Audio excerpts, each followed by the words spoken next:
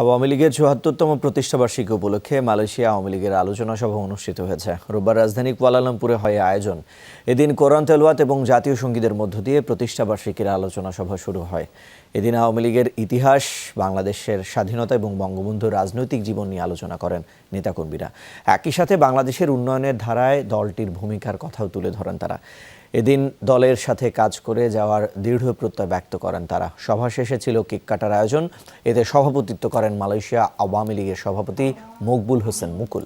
সঞ্চালনা করেন মোহাম্মদ হুমায়ুন কবির এবং এম মামুনুর রশিদ। অতিথি হিসেবে উপস্থিত ছিলেন মুক্তিযোদ্ধা শওকত হোসেন পান্না।